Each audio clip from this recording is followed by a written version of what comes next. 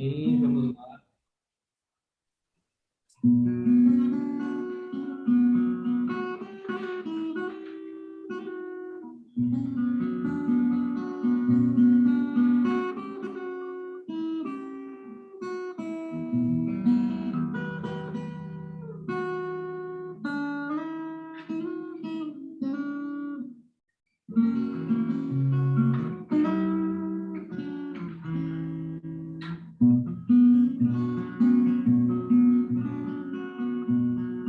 Cantos e encantos,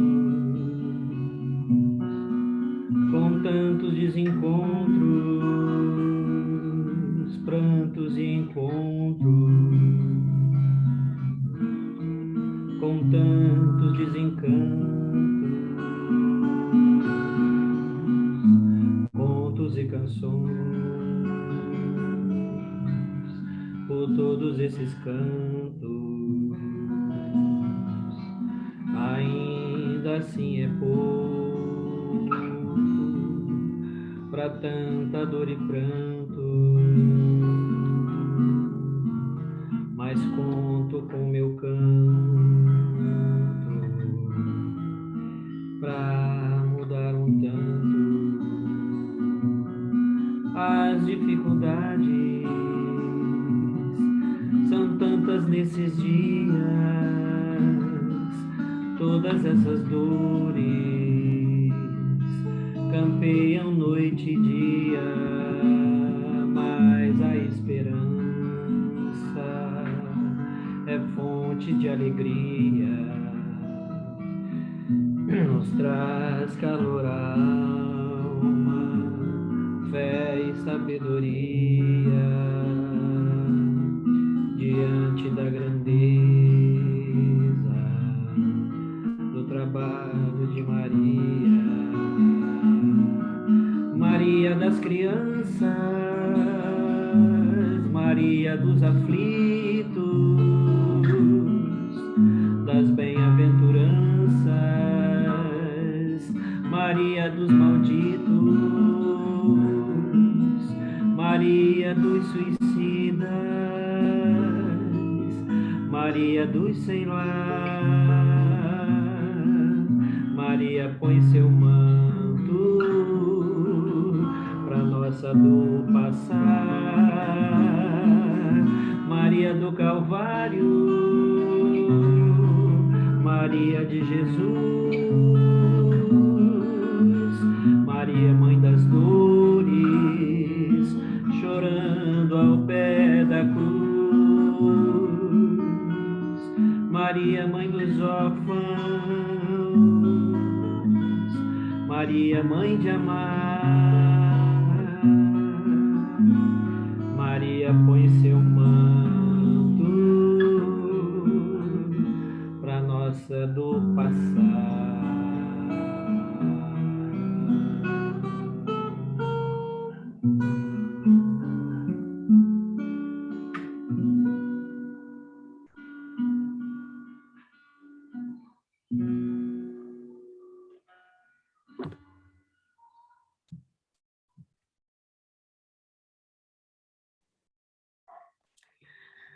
Eu vou fazer a leitura do poema do Dr. Ney. Aqui, ou na Serra da Mantiqueira, é indiferente. Qualquer lugar ou horário, é sempre bom ouvir os silveiros. O pai, criador de canário. O assunto é interessante, a todos importa. Como ser menos afoito e mais paciente. Como tentar consertar a coisa torta e aplicar no orgulho um repelente. Chega mais, venha minha gente, venha ouvir e ver gente experiente. A palestra será de pura sapiência, aproveitar os bons momentos que bem calibram os pensamentos e fazem o despertar da consciência. Passo a palavra para a Rose.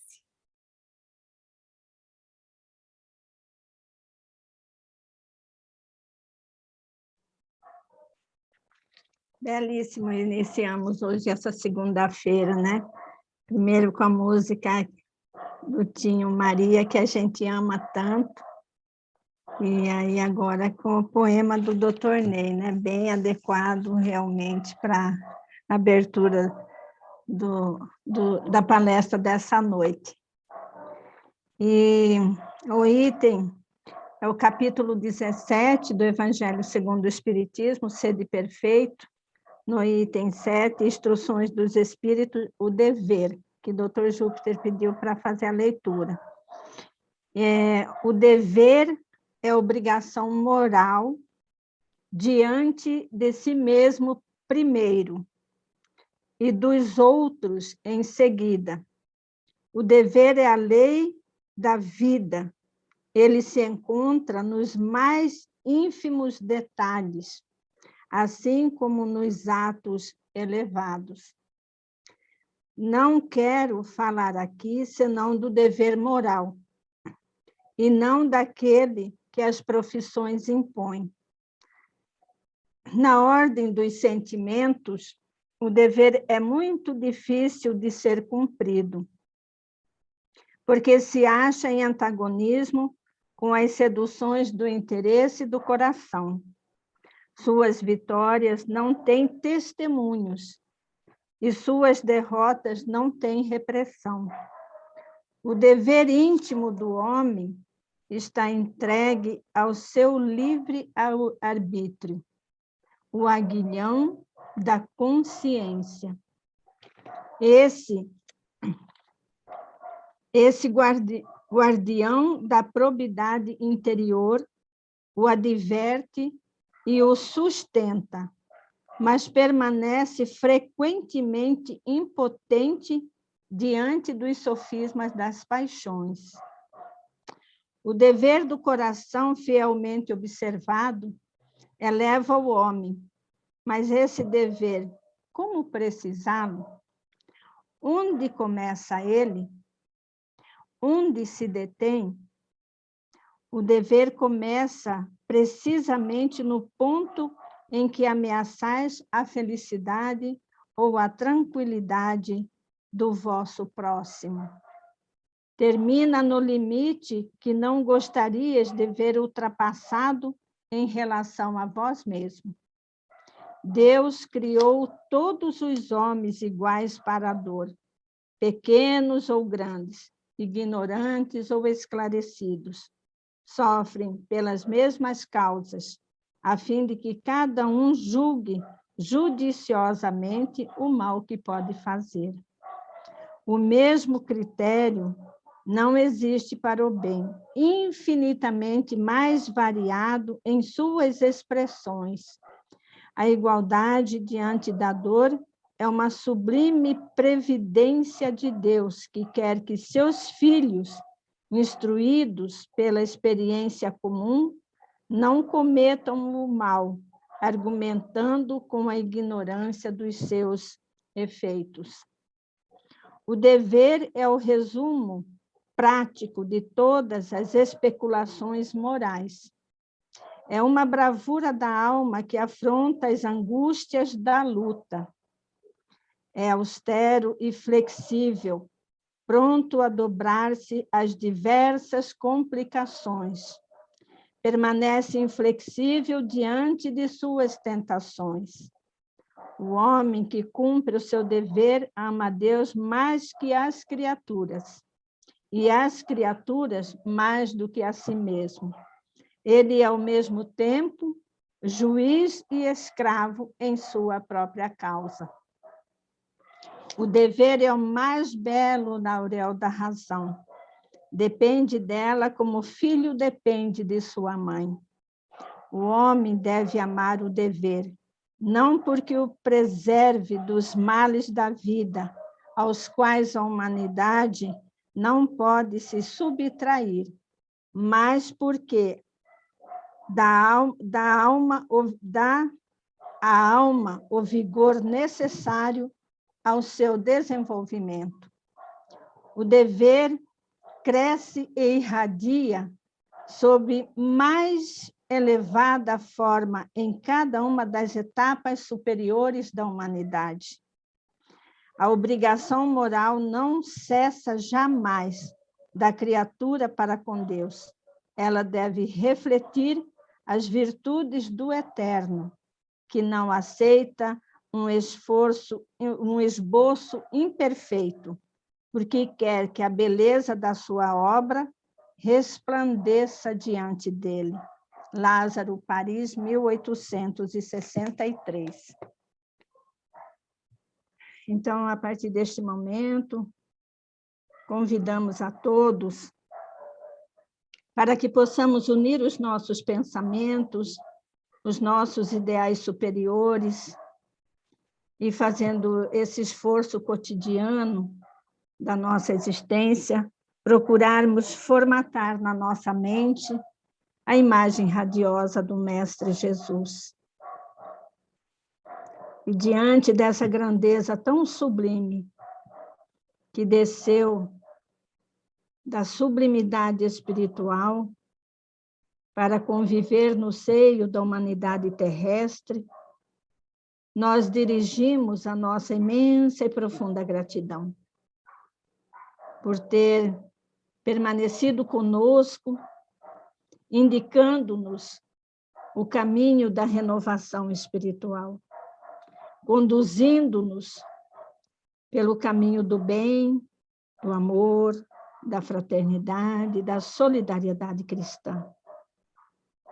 E nesse capítulo, quando ele nos derroga a oportunidade da perfeição, devemos entender dessa perfeição relativa, para que possamos atingir a pureza espiritual dos nossos próprios sentimentos, das nossas ações, das nossas atitudes, das nossas palavras, palmilhando na seara do Mestre Jesus, fazendo esse esforço diário, contínuo, permanente, para domar as nossas próprias inclinações e trazendo na nossa memória o dever da responsabilidade para conosco, para com a família, para com os nossos irmãos de caminhada evolutiva em todas as circunstâncias e situações existenciais.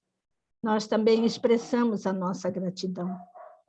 E gratidão imensa por este momento em que aqui nos encontramos reunidos, nesse banquete espiritual, onde vamos receber os ensinamentos da noite, e que possamos estar bastante receptivos para podermos internalizar na nossa alma e no nosso coração as orientações preparadas pelos nossos queridos irmãos, que nesta noite estão responsabilizados de nos trazer a lição para tocar os nossos corações. Agradecemos também, com muito carinho, para o Dr. Ney, que com muita graça e sabedoria dedicou esse poema a estes nossos irmãos queridos, para que possamos já despertar as comportas da nossa alma e do nosso coração, no caminho da ascensão espiritual. E como eternos pedintes que somos, aprendizes deste evangelho de amor, rogamos ao Pai para que derrame as suas dádivas benfazejas sobre o nosso irmão Agnes Tenório, de 17 anos, que se partiu para o plano espiritual pela porta do suicídio. Que a espiritualidade amiga e fraterna, os espíritos responsáveis por acolher todos aqueles que retornam à pátria espiritual, possam acolhê-lo e dar a assistência necessária para que possa ter a compreensão do ato tão difícil pelo qual retornou à pátria espiritual. Que Deus, em sua bondade e misericórdia infinita, possa assistir e socorrer este irmão. E neste momento também pedimos por todos aqueles nossos irmãos que acometem os nossos pensamentos, para que cada um receba a assistência, o amparo para as suas dores, para as suas questões e desafios existenciais.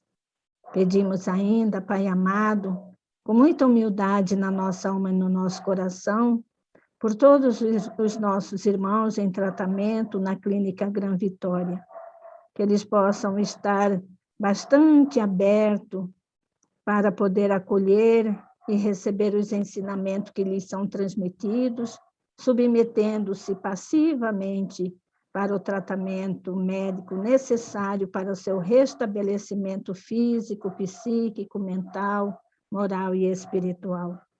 E assim, Pai querido, em teu nome e sobre a égide dos benfeitores e incansáveis trabalhadores da tua seara divina, nós pedimos a tua permissão e o teu amparo para darmos início às atividades da noite de hoje, do Centro Espírita Francisco Cândido Xavier, que funciona na Casa do Caminho, sob a assistência dos teus mensageiros divinos.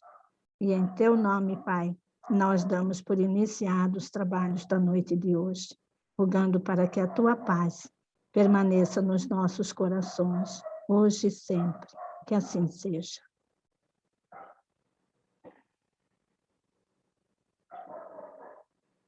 Passo a palavra à nossa anfitriã para conduzir os trabalhos da noite. Obrigada, Rose. Então, eu vou passar a palavra para o tio Júpiter. O tio está com a palavra.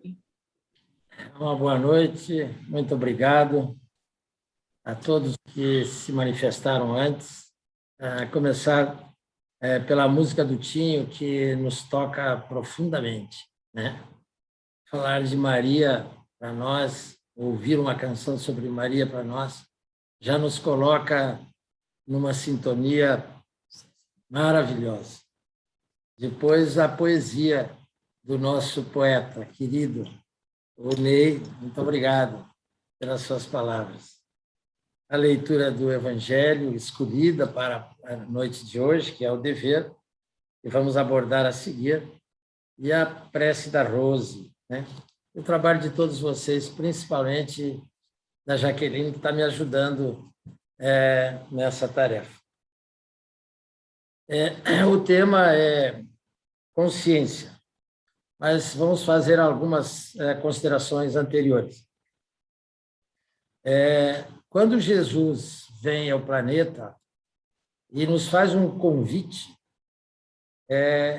trazendo as novas, temos que entender que emana do Evangelho de Jesus uma pedagogia, emana do Evangelho de Jesus uma proposta, uma metodologia, que se perdeu pelo materialismo, que foi soterrada pelo materialismo.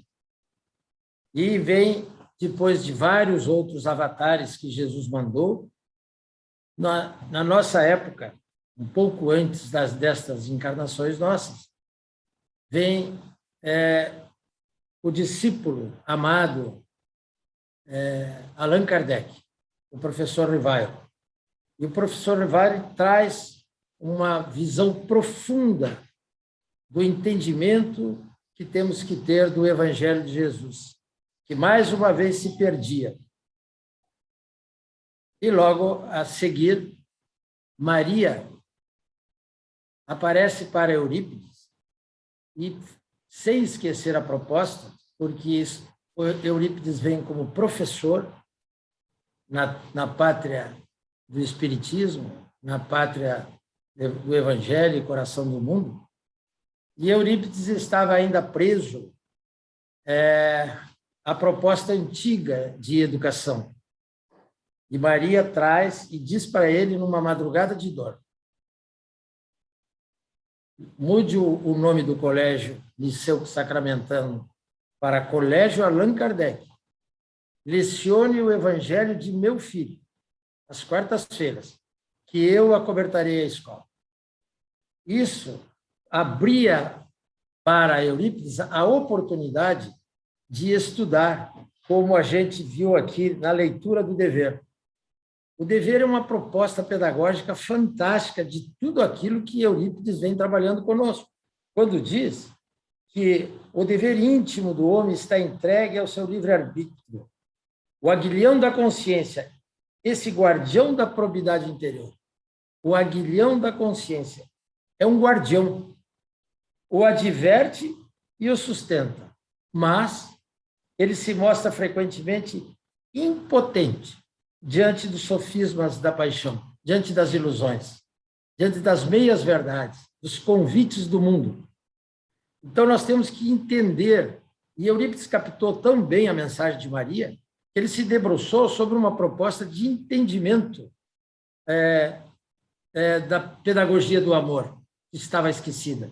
E ele diz para nós que nós precisamos entender que somos seres espirituais. Enquanto não entendermos-nos como seres espirituais, e como que vamos nos entender como seres espirituais? Viajando, mais uma vez, na profundidade do conhecimento do que é um ser espiritual. Porque nos achávamos até então, na proposta materialista, como um ser de carne, de cabeça, tronco e membros. E depois um ser social, que veio para ganhar dinheiro e juntar um monte de tareco na Terra. E acabava por aí. Eurípides diz que nós somos seres espirituais. Não somos corpos passando por uma experiência espiritual, e sim seres espirituais passando por uma experiência corporal. Nós chegamos do mundo espiritual, estamos aqui de passagem, um programa. E para entendermos-nos como seres espirituais, vamos viajar para a intimidade. Eurípides nos convida para fazer uma intimidade para essa maquinária chamada ser espiritual. E a primeira coisa que ele nos fala é de que o pensamento nasce no espírito, no foco da inteligência. Ali que está o foco de inteligência, a fagulha divina. A memória está no perispírito. E no nosso perispírito, nós temos o que a gente aprendeu com Eurípides, que é o fluxo mental, formado por computadores gigantescos, portais gigantescos, milenares, que são pensamento, onde é trabalhada a ideia, que é o esqueminha que todos nós da Casa do Caminho trabalhamos desde a década de 90. A repetição é fundamental para que a gente desperte para essa viagem interior que eu estou convidando vocês. Pensamento, sentimento, memória e consciência.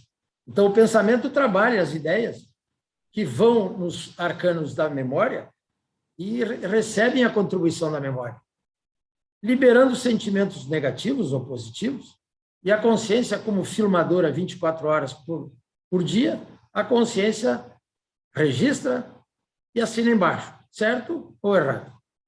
Então, a gente foi entender o que é consciência e viajamos para algumas pérolas que eu quero trazer para vocês. E eu vou pedir, então, para Jaqueline abrir a primeira página do nosso estudo.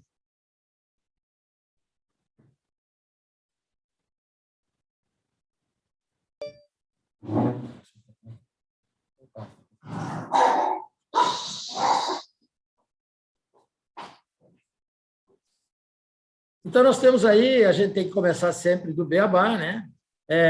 A gente vai no dicionário, consciência, compreensão que se tem da própria existência, conhecimento, discernimento, quando temos conhecimento dos nossos direitos. Depois vem faculdade de se julgar moralmente. Não faz nada que seja contra a sua consciência. Posse das faculdades como ver, ouvir, pensar.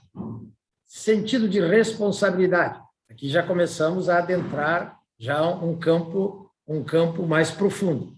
Sentido de responsabilidade. Dever. Acabamos de ler Lázaro falando do dever, mas volta a ser muito mais do que isso. Dignidade, honradez. Próxima página. Então, veja que a consciência é um pensamento íntimo que pertence ao homem, como todos os outros pensamentos.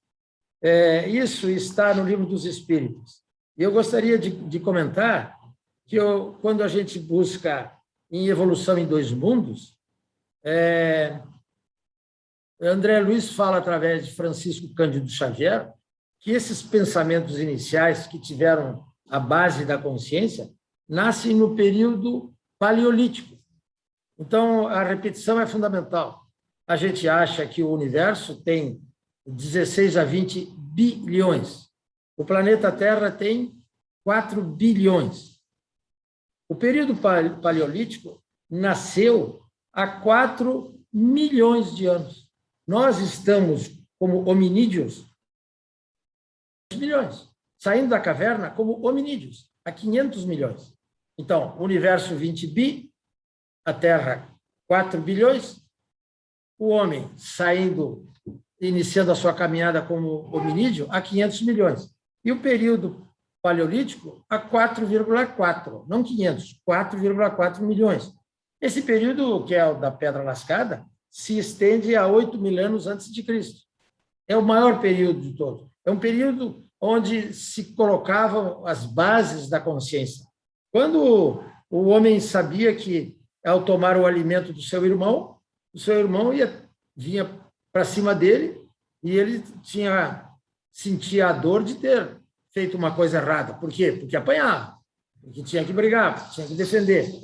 Junto com os instintos de fome, de medo, nascendo as primeiras noções de individualidade do homem, né? Achando que o trovão era Deus, achando que a chuva, que o raio, o medo de passar fome, o medo de morrer, todas essas coisas começam a ser formatadas e a gente começa o nosso processo evolutivo.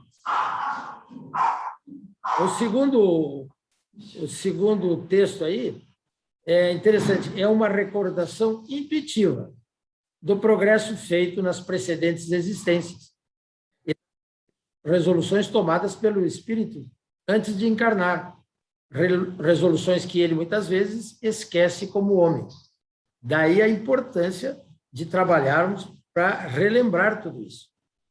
O terceiro texto diz: a consciência total, a verdadeira consciência, engloba a lembrança das nossas passadas existências e o conhecimento das nossas existências futuras. Olha, o conhecimento das nossas existências futuras. O que é? A vida futura. Sabedores que somos agora da nossa imortalidade. A consciência culpada é sempre porta aberta. Aqui já vem, então, a utilidade. Como que funciona isso? A consciência culpada é sempre porta aberta à invasão da penalidade, justa ou arbitrária. E o remorso, que lhe constitui dura clave, faculta o surgimento de ideias fantasmas apavorantes, que ensejam os processos obsessivos de resgate das nossas dívidas. O próximo.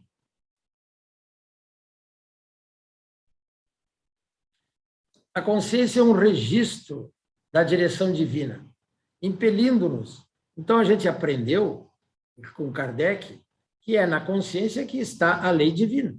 Ali está inscrita a lei divina. É um registro da direção divina, impelindo-nos a regular os batimentos do coração pelo ritmo da verdadeira fraternidade. Olha que coisa bonita. Então, impele-nos a regular os batimentos do coração quando nos colocamos na verdadeira fraternidade. E esse texto aqui é dos textos mais bonitos que a gente pode ouvir. A consciência é o juiz íntegro, cuja toga não se macula e cuja sentença ouviremos sempre, quer queiramos, quer não, censurando nossa conduta irregular. Esse juiz, essa voz débil, mas insopitável, é a centelha divina que refulge através da escuridão de nossa animalidade.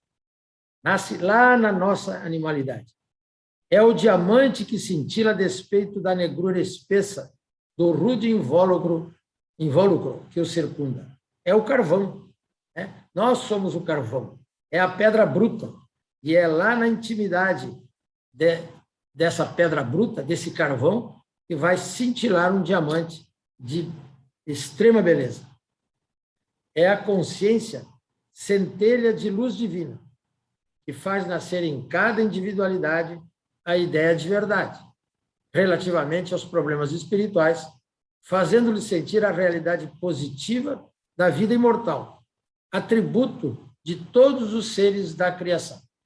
Aqui começamos a falar em atributos, né? E o outro texto é justiça divina dentro de nós, é a lei divina dentro de nós. Situa-se a feição de porta-voz do roteiro exato. Próximo, Jaqueline.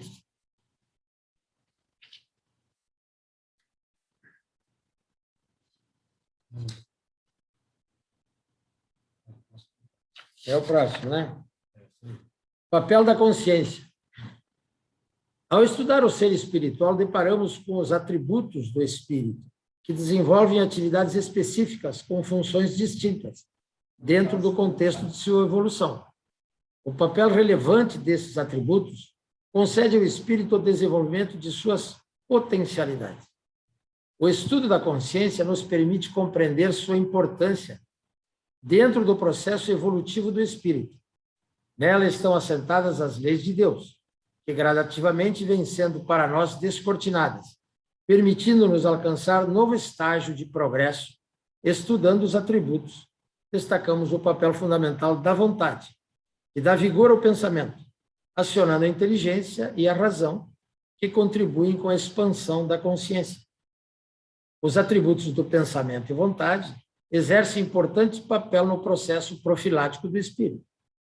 A vontade exerce o nobre papel de estimular a filtragem do conhecimento por meio das estruturas do pensamento, que ativam os fluidos eletromagnéticos contidos nas estruturas internas da consciência, conhecidas como filtros. E aqui o nosso esqueminha, que já está indo para 30 anos. E é importante que a gente não esqueça dele. Então, o nosso pensamento, né, preste atenção, Eurípides coloca que o pensamento nasce no espírito e a memória no perispírito. Eu digo assim, é na interface. Isso que nunca saberemos ainda a diferença exata do que é a nossa mente. Aqui está um esquema, um esboço grosseiríssimo, do que é a nossa mente.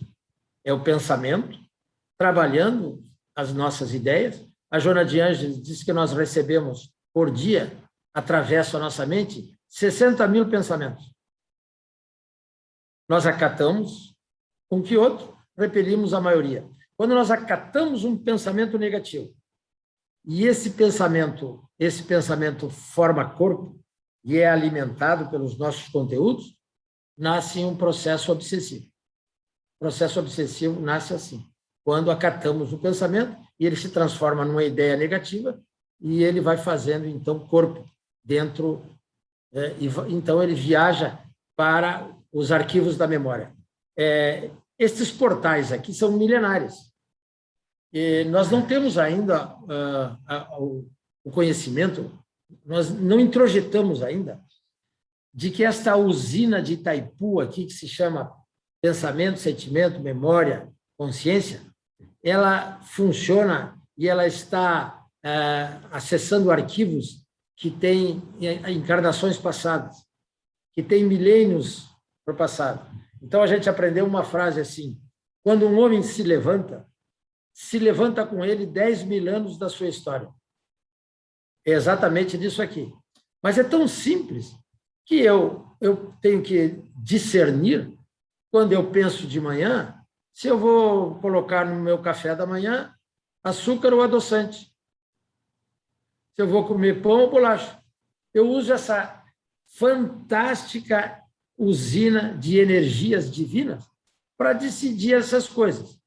E quando eu preciso tomar decisões profundas sobre a minha existência, profundas sobre a minha moral, eu deixo de lado isso aqui e viajo para sentimentos negativos. E a consciência não abre, a consciência não chancela, a consciência não assina embaixo, não avaliza. E a gente faz aquilo fora da lei divina, que é a consciência. Então, nós precisamos, depois que entendemos que somos esse fluxo 24 horas por dia, inclusive dormindo, pensando, formatando ideias, indo na memória, liberando sentimentos e levando tudo à consciência, nós temos, Eurípides nos traz os atributos do espírito, que são outros portais que nós precisamos. Próximo, Jaqueline. Antes dos atributos, a gente tem as alavancas, desculpe. A dor e o amor. A dor é o atributo mais contumaz, é o mais usado por nós para vir salvar a programação reencarnatória. Se não fosse a dor, perderíamos todos a programação reencarnatória, né? Lá na clínica, eu digo para os meninos, vocês estão todos aqui pela dor. Vocês não estão aqui no spa, vocês não estão aqui fazendo festa. Vocês vêm porque a família não suportava mais. Vocês não suportavam mais. O anjo da guarda de vocês não suportava mais que vocês vivessem na biqueira usando cocaína. Então, a dor é que vem salvar um programa. Por isso que está lá no Evangelho. Alegrai-vos quando a dor bater à vossa porta. Os grandes momentos que eu tive de mudanças na minha vida foram pela dor. Porque nós somos ainda seres muito infantis. Então, o amor, quando a gente se apaixona, quando a gente casa, quando a gente tem o primeiro filho, o segundo filho, é um momento sublime que, para nós, os homens, para nós, o homem, isto é, o espírito viajando em corpos masculinos, porque o espírito tem as duas polaridades, mas quando viajamos em corpos masculinos, com o perispírito polarizado para o corpo masculino, a alavanca do amor não dura 90 dias.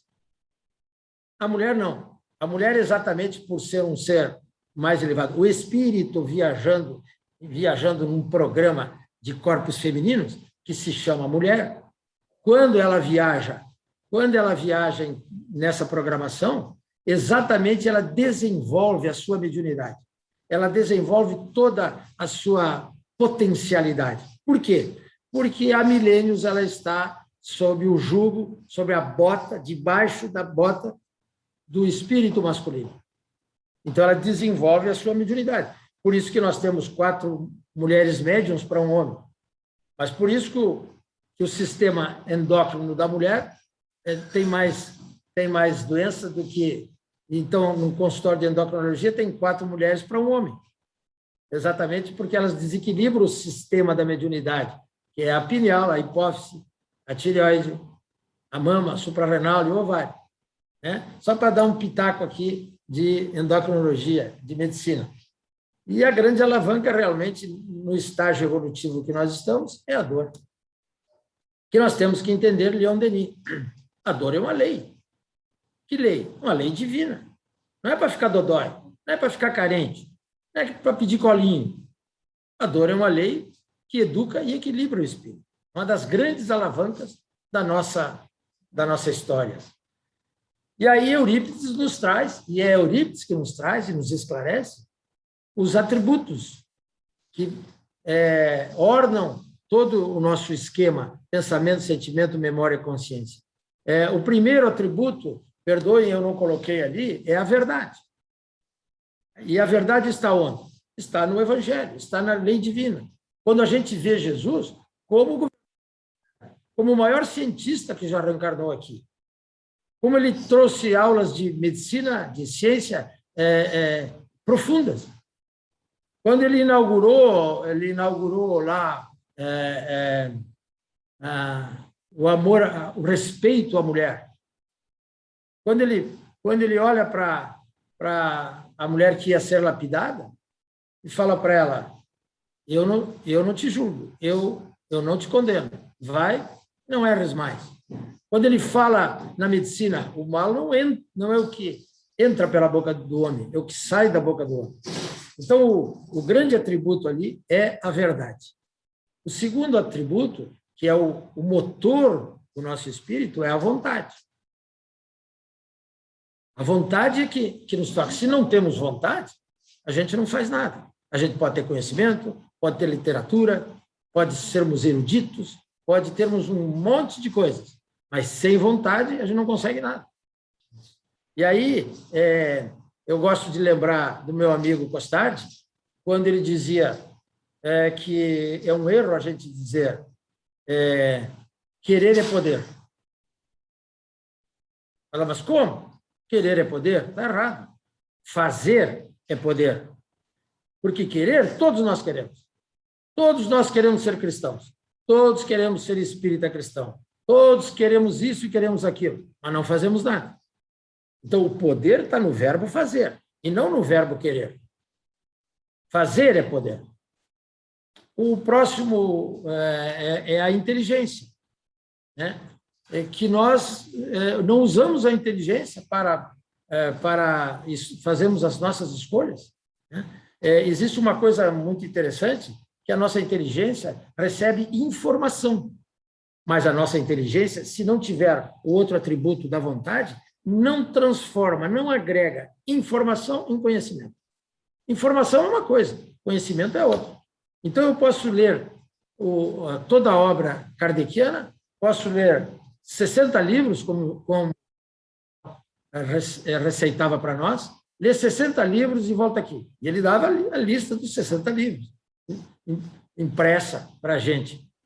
Depois que você lê 60 livros, volta aqui. Mas eu posso ler 60 livros, e se eu não tiver vontade de mudar, a minha inteligência não transforma informação em conhecimento. O outro atributo é um dos mais belos de todos, é o discernimento. Sabermos escolher, discernir. Nos momentos graves, nos momentos a gente usa todo esse fluxo mental maravilhoso de luz para ter um discernimento que abra a consciência, que liberte a luz dentro de nós. E todos esses portais se iluminam. E a gente faz, então, circuitos de luz, os chamados circuitos de pensamentos virtuosos, no sentido iluminados. Quando os pensamentos são negativos, os pensamentos são patológicos, nós fazemos circuitos de pensamentos viciosos, sem luz nenhuma, patológicos, doentios. E tudo isso vai desaguar no livre-arbítrio, que eu volto lá para encerrar a minha parte, a primeira parte, passar para o Marquinhos, que é no dever. Então, quando nós falamos de livre-arbítrio, eu ontem lá no meu e-mail eu pedi para todo mundo, leiam o dever. O dever. A página de Lázaro, quando fala os sofismas da paixão, né? Que é o aguilhão da consciência, que nos adverte, que nos sustenta, mas frequentemente é impotente diante das ilusões, das paixões e dos convites do mundo. Por isso que nós estamos numa evolução muito lenta. E esses apóstolos do Cristo, como é o caso de Eurípides e de Francisco Cândido Xavier, vêm nos convidar ao despertar das nossas consciências, fazendo exatamente aquilo que é a missão da doutrina espírita. A missão da doutrina espírita é despertar consciência, acordar consciência. Para quê? Para a alegria de viver, para a vida em plenitude. Para isso, a gente não precisa ficar beato, a gente não precisa ficar santo, a gente não precisa ficar com aquela carinha de bom mocinho. Simplesmente termos a alegria da vida, que é uma das coisas que a gente tem em certos momentos, e depois a gente cai nos nossos fluxos negativos e obscuros. E nesses fluxos é que está toda a nossa doença, toda a nossa patologia. Agora eu passo a palavra para o Marcos.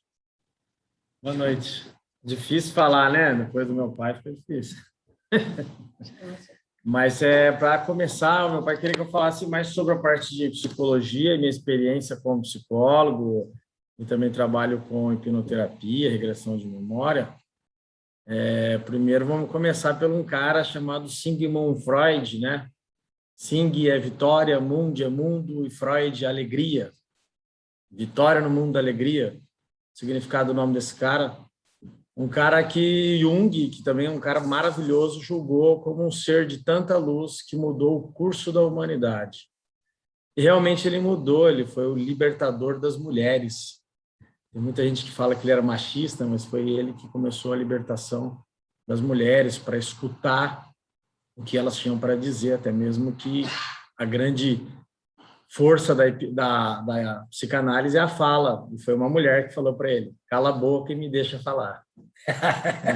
Importante isso aí. Tá vendo? Mas o Freud vai falar sobre a dor, ele fala uma frase que é muito bem feita, que ele fala: quando a dor de não estar vivendo, por maior que o medo de mudança, a pessoa muda. Então, a gente tem dor, a gente tem medo, né, de mudar, né? Então, quando a dor de não estar vivendo, por maior que o medo de mudança, a gente vai mudar. E eu vejo a questão da consciência, né? São mudanças, micros mudanças, né? Que a consciência vai nos trazendo.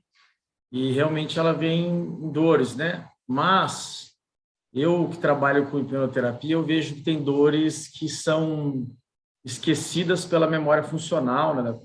Da nossa consciência funcional. A gente tem uma consciência funcional, tá? Vou do meu pai agora, que é a consciência que ele falou no começo. Aquela consciência que eu sei que eu estou aqui, que eu estou falando, que eu estou na frente do computador, e tem uma consciência mais suprema, né? mais profunda. E essa consciência funcional, ela esquece os traumas, até pelo mecanismo de defesa. E eu, trabalhando com a regressão de memória em particular, eu estou vendo coisas assim muito impressionantes. Uma delas é quando vai no intraútero, é como a pessoa vê aquilo, e até mesmo quando é bem nenê. Porque eu sempre pergunto ao paciente: você está se vendo em primeira pessoa ou você está vendo o nenê? Tem alguns que se vê primeiro e tem outros que vê o nenê. E a pergunta é: será que a mente faz essa manipulação de imagem? Ou a pessoa está tendo uma experiência extracorpórica no tempo e espaço? Isso é muito maluco. Eu estou ficando com a cabeça meio com nó com o tempo com isso. Eu tive uma experiência com um paciente que embarcou a família dele porque ele descobriu que ele era adotado. E só o pai e a mãe sabiam. Então, ele, com 3 para 4 dias de vida no hospital, ele sente que uma mulher muito importante deixa ele lá.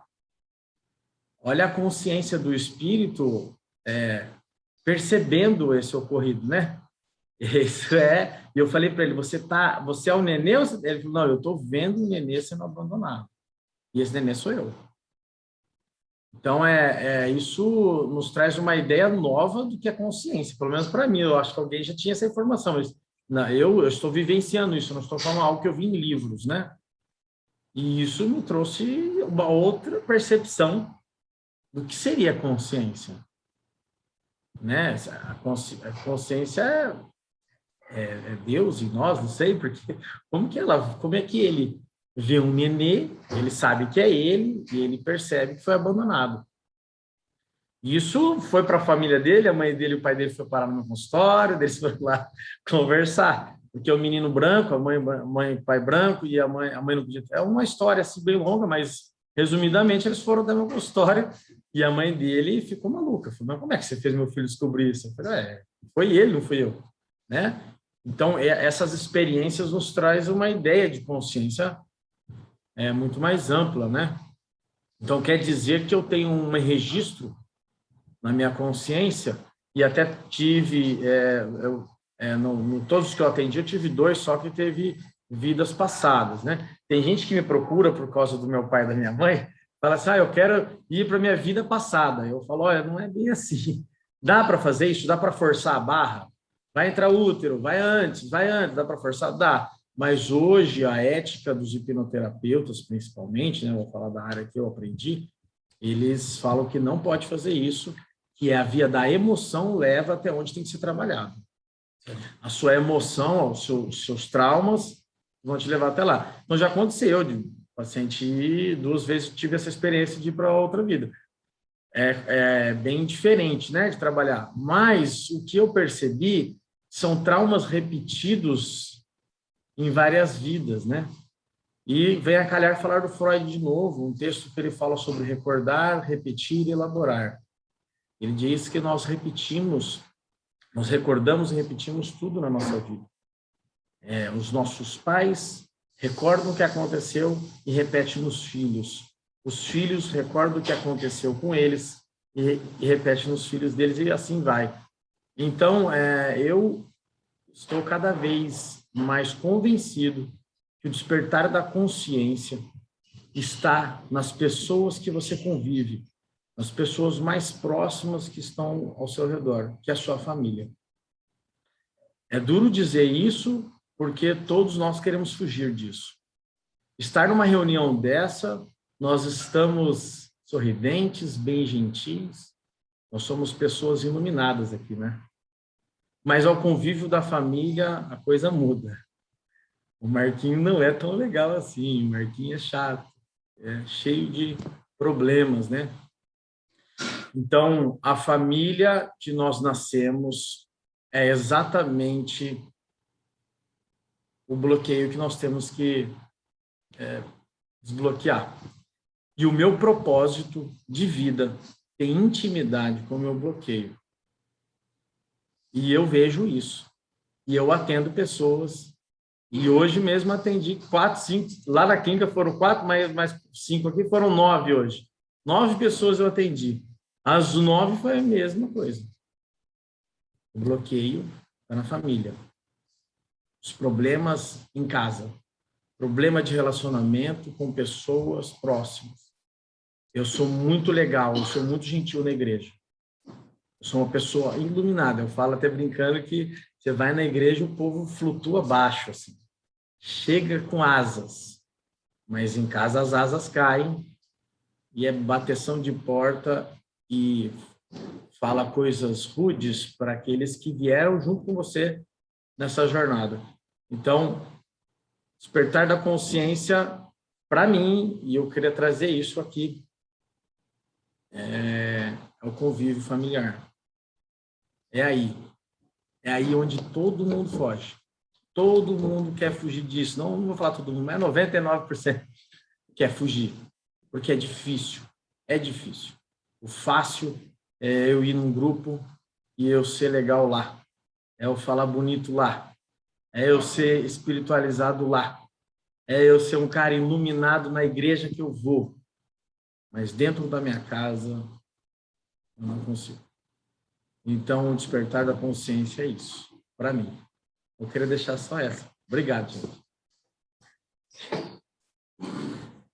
Então, pessoal, eu lembrei ontem, então, de que nós precisamos...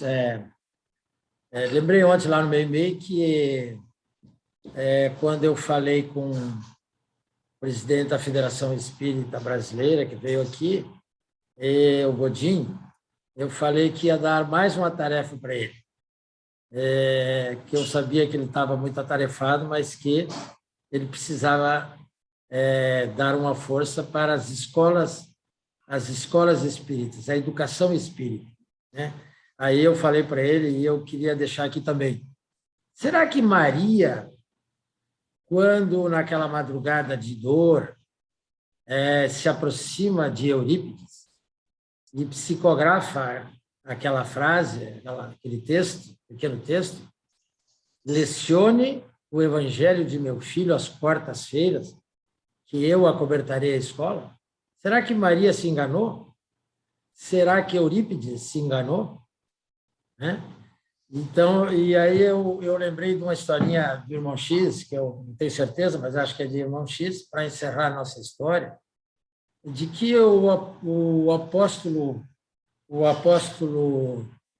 Pedro não tinha ainda despertado a sua consciência. Né? Eu lembro do Divaldo que fala assim, eu era médium há muitos anos, mas ainda não era espírita. São coisas que a gente tem que usar a experiência dos outros para o despertar da nossa função, da nossa tarefa. Então, Irmão X tem essa historinha que todos os espíritas conhecem, mas a repetição é fundamental. Né? Jesus já tinha desencarnado, né? E Pedro, em dor, em dificuldades, confuso, faz uma prece e ouve Jesus dizendo: amanhã eu vou te visitar. Nossa, Pedro acordou de madrugada, arrumou ali o barraco dele, deixou tudo limpinho, organizado, se preparou, entrou em prece, em oração, e a madrugada foi indo, daí um pouco ele ouviu barulho lá fora, a polícia correndo atrás de um ladrão que veio correndo desesperado e bate a porta dele. Aí ele entreabre a porta e fala: não, não, não, pelo amor de Deus, procura outro lugar, porque Jesus está chegando, eu não posso, imagina, Jesus está chegando aqui, você vem aqui, pode ir embora. E o ladrão desceu correndo e sumiu. 10 horas da manhã, uma prostituta fugindo e queriam lapidá-la, bate a porta de Pedro. Ele falou: imagina, né? Imagina, mulher, Jesus vai chegar e eu vou estar na minha casa com uma prostituta, impossível, pode ir embora. Meio-dia vem um sincero, né? Uma campainha de um leproso pedindo ajuda. Aí Pedro já estava desequilibrado. Falou: não posso te atender, volta outro dia. E assim foi. Quando era no cair da tarde, Pedro somos nós. Pedro somos nós. Pedro já estava deprimido, achando que nada ia dar certo, chorava, né? Não conseguia fazer prece, desequilibrado totalmente. Jesus se ilumina na frente dele. E ele fala: Senhor, o dia está acabando, você prometeu que viria e você não veio. Eu vim, Pedro. Eu vim 3 vezes e tu não me recebeste. Eu vim no ladrão, eu vim na prostituta e eu vim no leproso. Tu me mandaste embora. Então, Pedro já era um apóstolo que Jesus colocou sobre os ombros dele a continuidade do projeto cristão, mas não tinha despertado a sua consciência. A partir daí, Pedro começa uma mudança, né, de despertar da consciência. Evidente que nós não estamos aqui querendo nos comparar a Pedro, né? Nem queremos nos comparar a Paulo, que fala: Senhor, o que queres que eu faça? Longe disso, mas isso são referenciais profundos, são arquétipos que estão na nossa intimidade, na profundidade da nossa alma, ou melhor, na nossa consciência, que a gente precisa, de vez em quando, lembrar para não mandar embora, né? Como diz o Dr. Bezerra, que o médico que afasta de si alguém que não pode pagar, que não quer atender, afasta de si o anjo da caridade, o único que poderá salvar. Então, a gente tem que ter esses referenciais para que a gente desperte finalmente nesta encarnação a lei divina que mora dentro de nós. Eurípides continua na sua tarefa, né, nos estimulando ao estudo, e a proposta de evangelização de espíritos tem que ser direcionada para nós, como a evangelização de nós mesmos primeiro. E essas ferramentas que o Marquinhos está trazendo aqui, né, tem que ser, vem agregar conhecimento, né, vem agregar conhecimento. As experiências que esses espíritos de luz tiveram, né, nós temos que ir buscar para que a nossa prática seja cristã, seja efetiva, e tenhamos praticidade naquilo que a gente quer fazer. Muito obrigado a todos. Um beijo para todos aí.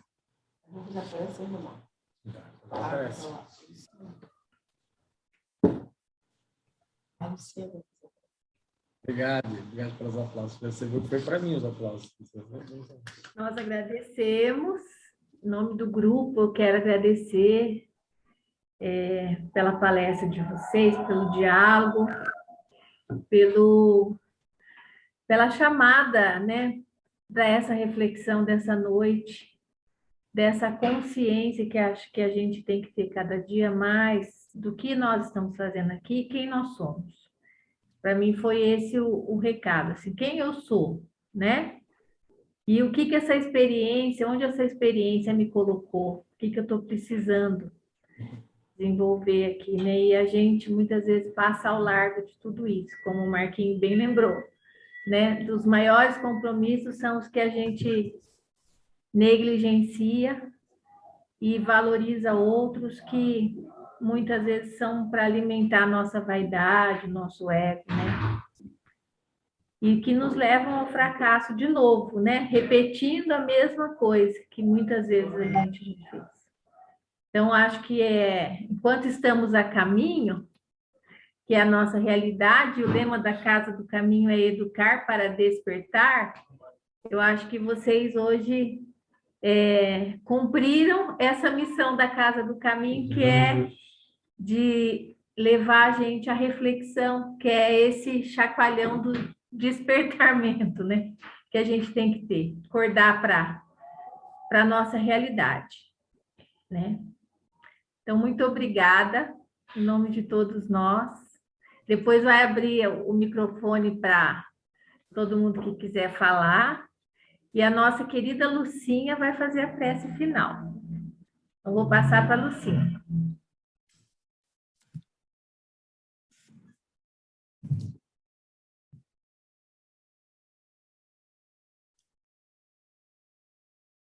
Queridos irmãos, caminhando junto nessa estrada longa que escolhemos cada um do que estão nos acompanhando. Porque nossas vidas estão entrelaçadas. Porque nossas opções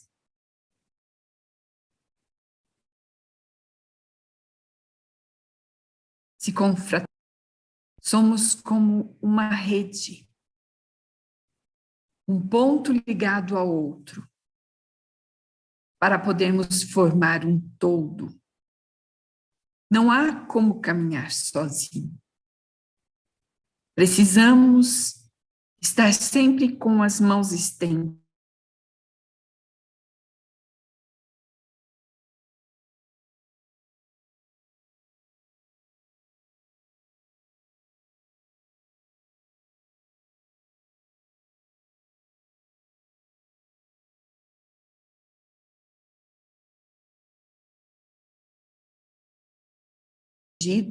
Sua experiência.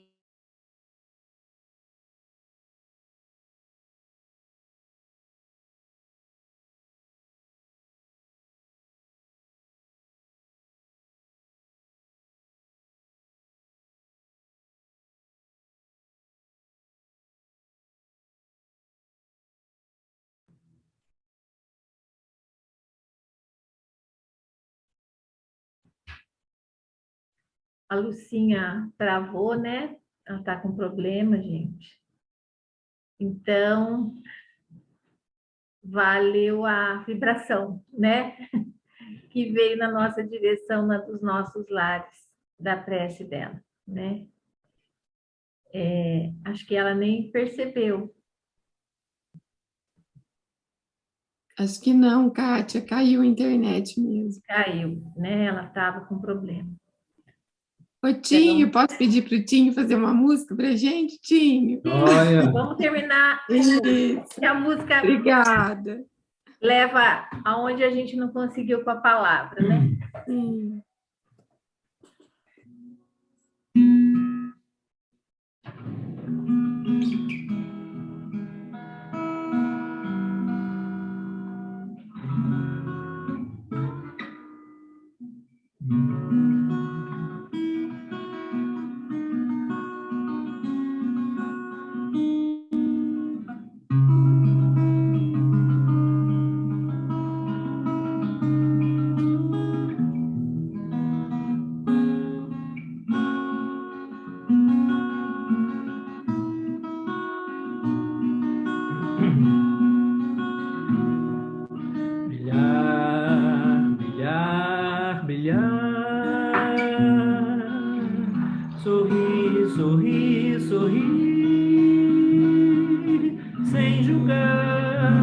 fingir, apenas pra sorrir. Brilhar, brilhar, brilhar, sorrir, sorrir, sorrir, sem julgar, sem fingir, apenas pra sorrir. Brilha a vossa luz, ela que conduz, te leva aos bons caminhos, caminhos para Jesus. Não deixe de cantar, cante até voar, teu coração se agita, pedindo para brilhar, brilhar, brilhar, brilhar, brilhar. O brilho do teu canto tornar-se-á no manto e guiará teus passos para junto de Jesus. É hora de brilhar, é hora de sorrir. Brilha a vossa luz para sempre evoluir.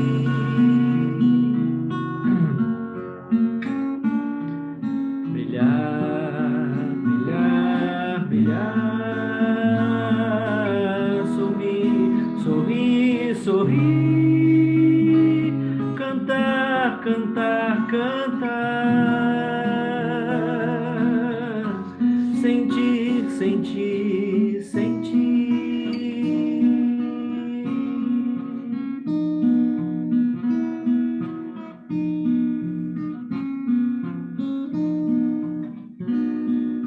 Alcance a luz maior,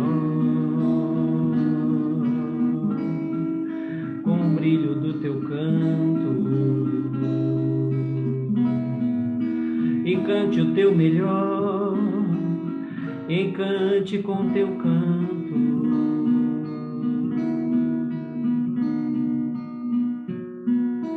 Vivendo a cantar, amando de Jesus,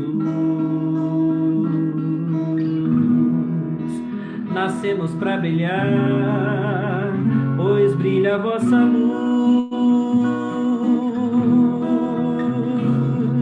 Brilhar, brilhar, brilhar,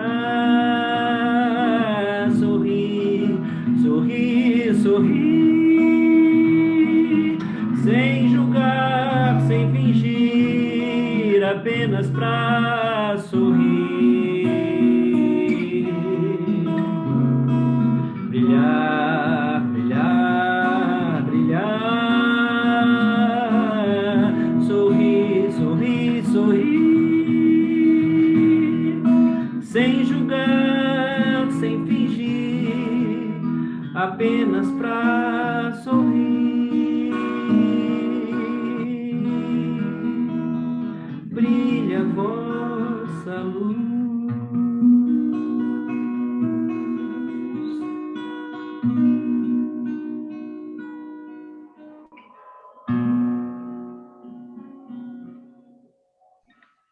Obrigada, Tinho. Obrigada, tio. Obrigada, Marquinho. Vamos dar um abraço virtual no tio aqui de gratidão e no Marquinho. Obrigada. Eu vou aqui abrir os microfones. Isso, tio. Muito obrigada. Deixa eu abrir aqui os microfones.